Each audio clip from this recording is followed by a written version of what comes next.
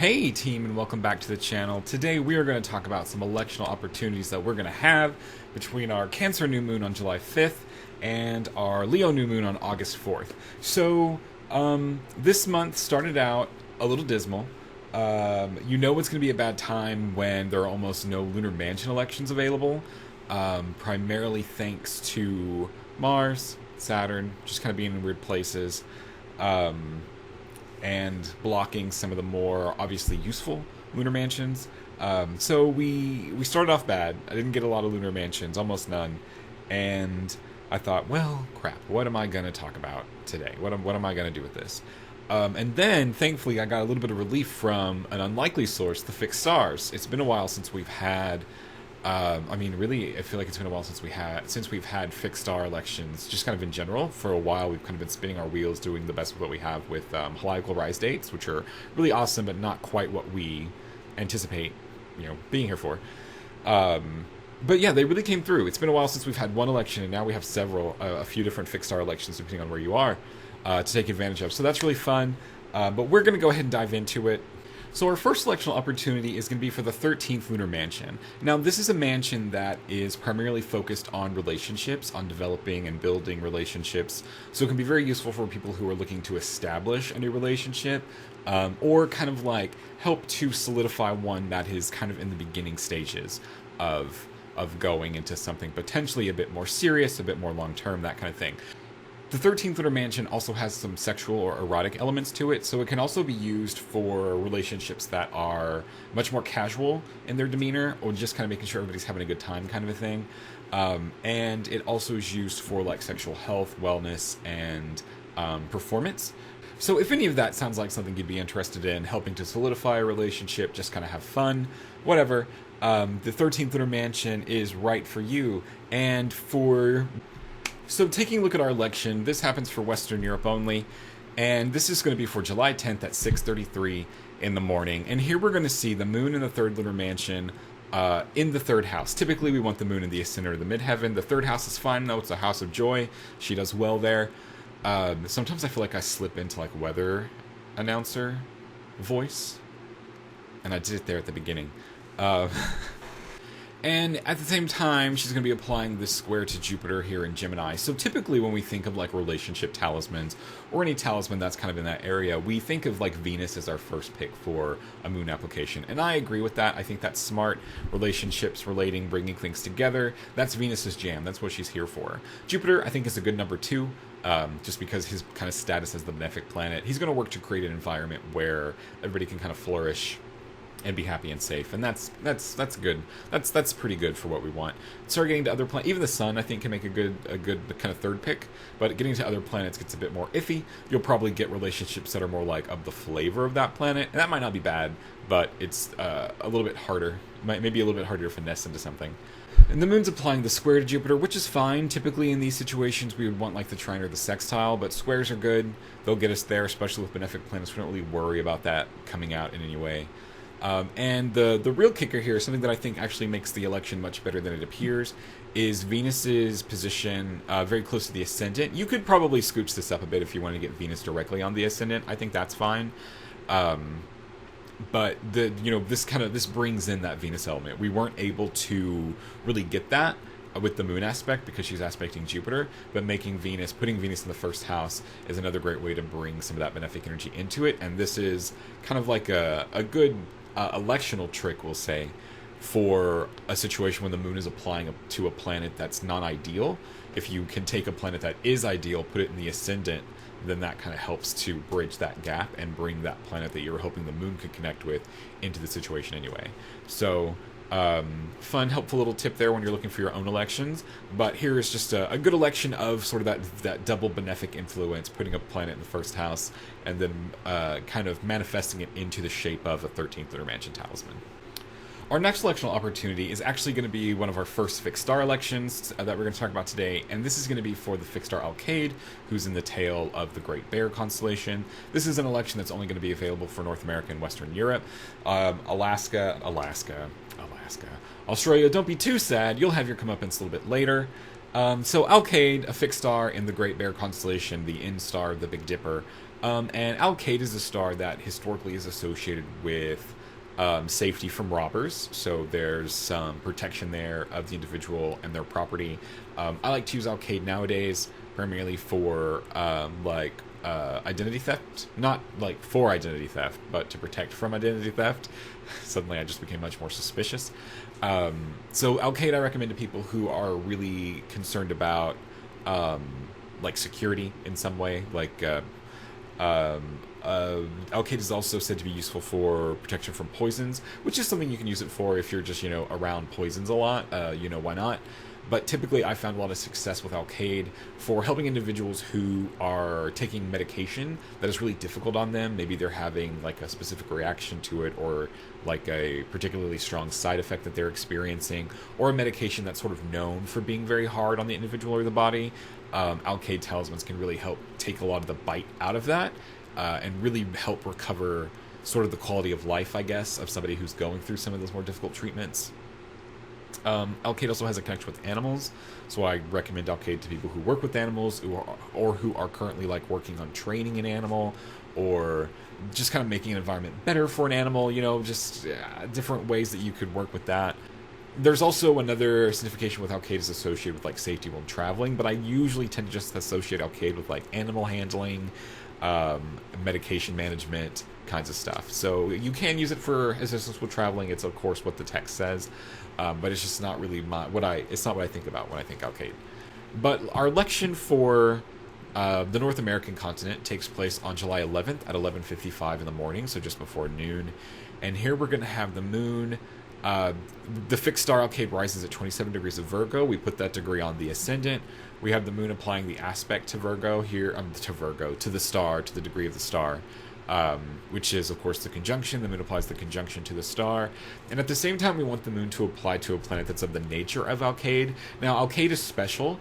It's one of two stars that are associated with the moon. So technically the moon being here is enough to kind of do it herself, but I would still want a helpful planet that the moon is applying to, just because that's kind of that's just part of my, I guess, theology now. But for Alkaid, there is a secondary star. It's Venus. So most of the time I would like the moon to apply to Venus during Alkaid talismans, but there are times when I will not quite use that because the moon the moon can do it. The moon can do it. The Alkaid is of the nature of the moon and Venus, so the moon has just as much kind of claim to the powers of Alkaid as Venus does. But in this instance, we were able to get the applying sextile between the moon and Venus. So thankfully that all came together for us. We were able to use Venus anyway, but I just said all that to say that sometimes the moon can do it herself, and sometimes I'll pick another planet for Alkaid talismans. So consider that as well, if you're ever looking to make your own Alkaid talisman in the future. Western Europe's Alkaid talisman takes place on July 11th at 1820, so about just before 6:30. And here we have a similar situation. Alkaid now is on the midheaven. The moon is applying nice. I forgot what I was drawing halfway through it. The moon is applying a conjunction to 27 degrees Virgo, and at the time she's still applying that sextile to the Venus to bring her in. So it's very much the same as the first election, but just now situated for the midheaven. The ruler of the first house is going to be Jupiter, and the other one it was Mercury. And Jupiter is just kind of chilling here in Gemini. Our next electional opportunity is going to be for another fixed star, this time Arcturus, and this is something that only North America will get. Australia will kind of get this one too, but we'll talk about what that means in a minute.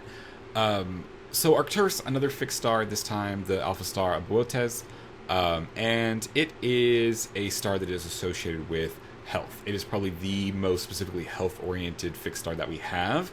And in the traditional text, it's referred to as cleanses the blood, helps purify the blood, reduces fevers, that kind of thing.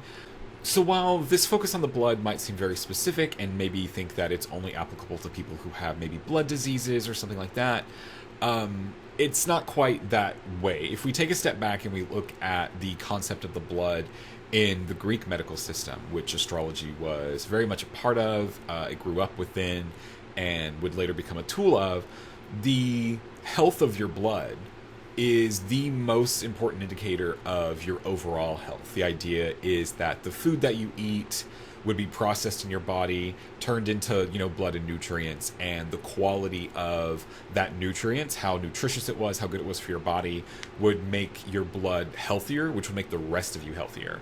So while the language, the specific text language of the star looks says blood is like diseases of the blood, what it means is more like imbalances of the blood, impurities of the blood. So it's much more about generating overall health, keeping the blood and the body healthy and going, than it is about like the blood specifically itself. I hope that makes sense. I know that these are kinds of things that modern practitioners kind of get tripped up on, but you can go to Arcturus for most any physical complaint, for any kind of illness, any kind of health concern. Don't get too hung up on, it has to be a blood disease, because in the Greek medical system, almost all diseases and illnesses are caused by the blood not being high quality, the blood being sick itself, like the blood itself being sick. So looking at our election, North America, the only people who are going to get this Arcturus election is going to be for July 13th at just before 2 p.m. This chart is set for 1351. And here you're going to have Arcturus, which is at 24 degrees of Libra on the ascendant, the moon at 20 degrees of Libra coming to the conjunction of that. And at this time, she's applying this very close square with the sun. So before, in the Alkaid election, I talked about planetary natures of stars. Arcturus is not of the nature of the sun. Arcturus is of the nature of Jupiter and Mars. But the sun, I think, makes a good stand-in for when those two planets aren't available, because the sun is another planet that's very health-focused. It's very connected with the cardiovascular system. So it has like a really strong kind of blood tie as well. And I like the sun in general for health conditions, for health concerns. So having the moon be on Arcturus while also applying an aspect with the sun seemed like a really great time to take advantage of it. So if you're interested in anything that Arcturus can do, there's also another part of it too, that Arcturus is helpful for expressions, for building optimism, hope, and joy. So there's this sort of counter to like depression, anxiety, melancholy, isolation, that Arcturus can also be good for. So not just for physical concerns, not just for physical ill health or not feeling well. It can also be used for those of us who are, struggling with depression or anxiety, even if it's something that's maybe like more serious, something that we take medication for, or something that we're just kind of experiencing at the moment due to, life events or whatever. So keep that in mind too with Arcturus. I forgot to mention that part until then. So Australia, the next election is going to be Australian exclusive, kind of, and it is for the fixed star Spica. Spica is a fixed star in the Virgo constellation, and the traditional texts talk about Spica as a star who is capable of providing financial assistance, lifting people out of poverty, also useful for helping people achieve justice or victory in lawsuits. So as there is this idea that if you're on the right side, Spica will help you out. If you're not, then she won't. And I also find her very useful for individuals who are struggling with like mental or emotional health, particularly in regards to feelings like safety, post-traumatic stress, those kinds of things. Spica is just really helpful at creating sort of like a calming atmosphere, calming presence that can really help people who are going through like panic attacks find their center a bit faster. Our election timing is going to be July 14th at 11:51, so just before noon Australia. And here we're going to have 24 degrees of Virgo, the degree of Spica, on the ascendant, with the moon applying a very close conjunction to it. And at this time, she is applying the square to Venus in Leo. So after she goes a little bit through here, through Libra, she'll go into Scorpio, and then she'll perfect that square. So Spica as a star, that's of the nature of Venus and Mercury. We would like Venus or Mercury contacts. So I said that thing before in the Arcturus video, or in the Arcturus section, about how the Arcturus election was kind of a unique time for North America, but that Australia would kind of have it too, and that in Australia's Spica talisman, Australia would have it exclusively, but that the United States would kind of have it too. And that's because Spica and Arcturus, those two stars, when you project them to the ecliptic, they're the same degree. They're 24 degrees of Libra. So the moon here kind of, sort of, could be either one. So how I usually handle this with the moon, like close to the 24 degrees Libra, is by going back to planetary natures of stars. Thankfully, these two stars have very different planetary kind of correspondences. Arcturus is Jupiter and Mars, Spica is Venus and Mercury. So if the moon is close to the conjunction of 24 degrees Libra, I just look and see who she's applying to. If it's Jupiter or Mars, then I think of it more as an Arcturus election. But if it's to Venus or Mercury, then I think of it more as a Spica election. Now, the sun is a little bit of a wild card. But between kind of those two things, between health of the body, health of the blood, joy of mind, that Arcturus represents, and between like finances and success in lawsuits, I think of the sun more aligned with Arcturus's signification. So kind of based on that assessment, how I look at these charts with the moon at this degree, I think that the timing for North America is more aligned to Arcturus, and that the timing for Australia is more aligned to Spica.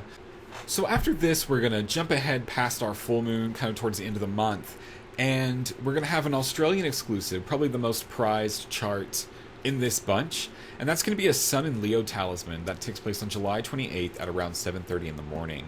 So Sun in Leo talismans this year are something that Western Europe and North America are really going to struggle to get. You're going to have to... it's not going to be pretty, is how we're going to end. It's not going to be pretty. But Australia really seems to luck out here at the beginning of Leo season, basically.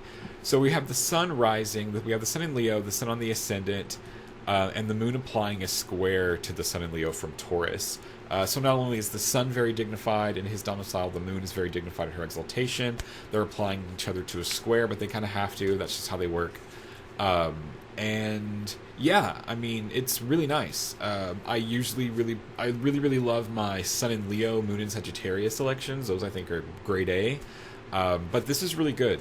It's the sun's hour, it's the sun's day. Sunday will have just started. So the key point here, Australia, is that you want to make the talisman. You want to wait to make the talisman until the sun comes up. So make sure that the sun is above the ascendant in your elections for like when you actually do your working, when you actually make your talisman, because that's when Sunday sun hour officially starts in sort of the astrological timing mechanisms. So keep that in mind. But otherwise, like, congratulations, Australia. We're all really proud. And just make a few extra for us. That's all I got. Our next electional opportunity is going to be for another fixed star, this time Aldebaran, the Eye of the Bull. And Aldebaran is a fixed star that, in the magical tradition, is primarily associated with, like, gold and glory, is kind of the way that I think about it. It's a star that is very much about honors and riches. I think that's actually what the text calls it, honors and riches. But gold and glory is a much better way to say it. So very useful for people who are looking to make more money, looking to secure some promotion or a prize of some kind. Definitely lean into Aldebaran to get you there. There's also a connection with like Aldebaran and anger. It's not something that I really see in like the magic itself, but it's something that really comes out a lot in the other astrological interpretations of this star and of a lot of the kind of like informative stories about the star, not like the informative histories of the star, I guess we'll say. So there does seem to be a problem with Aldebaran and anger. So I also recommend Aldebaran for helping to manage and cope with anger, or to develop healthy expressions of anger. So something to keep in mind there too. So the election for this is going to be a North American exclusive, and it's going to take place on July 30th at around 2:30 in the morning. And here, the projected ecliptical degree of Aldebaran is 10 degrees of Gemini, so we have that degree on the ascendant. We have Mars very close to it, and we have the moon applying to Mars and the star. Aldebaran is a star that's of the nature of Mars, and so having this kind of like I always really like it when Mars is conjoined Aldebaran, because we're kind of like hoping that we can get the moon there too to get this election something, and we're able to do that with this one. We kind of have to fudge it a little bit, because one, the moon is a little bit further from the ascendant than I would normally like her to be, and I would have liked Mars to be on the other side of Aldebaran, so the moon could really apply to the star and then Mars. But we're gonna work with what we have on this one. We're gonna do our best, and we're gonna see what we're allowed to have from it. Our final election is going to be another fixed star election. They just keep coming. This time an Australian exclusive, and this is going to be for a Pleiades fixed star talisman. So the Pleiades are a star cluster that we kind of associate with the shoulder of Taurus today. Classically, it was kind of regarded as its own constellation. And the Pleiades are associated with the health of the eyes. So we have some ocular health, some vision hygiene going on. So they're associated with the health and preservation of the eyes, and also for establishing or for granting like supernatural sight. So Pleiades talismans are said to be useful for kind of being able to see the unknown, seeing the hidden, seeing into the realms of the spirits. Pleiades talismans have been associated with mediumship, with contacting the spirits of the deceased, and for sort of being able to find... There's like this lost and found aspect of it as well. So you're a really good finder of things. But our election time is going to be on July 30th at 7:40 in the morning. And here we're going to have... the Pleiades is projected to 0 degrees of Gemini. And we're going to have that degree rising here with the moon applying, kind of like exactly in the degree, applying closer to the star cluster. And she's going to be applying to this Mars here. And Pleiades is another one of those stars that's of the nature of the moon, this time with Mars. So I like having Moon-Mars connections with it, just because it's the planets. It's the planets it's associated with. So technically the moon can do Pleiades talismans herself, but having the Mars connection is really useful. Because that's the other half of the Pleiades coin, we'll say. So I like that we're able to get them here conjoined together. The ruler of the first house is going to be the Sun here in Leo, doing well, taking care of himself. Not in a bad aspect with Mars, not in a bad aspect with Saturn, just kind of holding its own. So all in all, a good Pleiades talisman, and this is kind of one of those other things that's sort of like the Pleiades election is kind of like the North American Aldebaran election, because they're 10 degrees apart, those two stars, so they're going to happen roughly similar. And usually, unless the moon is kind of applying to a bad or difficult planet overall, usually if one place has a Pleiades talisman, then the other one will have an Aldebaran talisman, kind of vice versa. So they usually travel in pairs, but maybe in different sections of the world at the same time. And yeah, so that's, I guess, I don't know, a bit of trivia for your night. But thank you all so much for being here. Thanks for taking a look at the elections upcoming for us. I was a little worried when I did my first run through where I checked for lunar mansions. I didn't find a whole lot. I think it's just the one. But then fixed stars really came through and saved us, which is great. And hopefully that trend will continue. It's been unfortunate that we've struggled to get some fixed stars lately. But hopefully we've turned a corner on that and are going to see some better quality fixed star elections coming up. But everyone take care, and I will see you all again in our Leo new moon.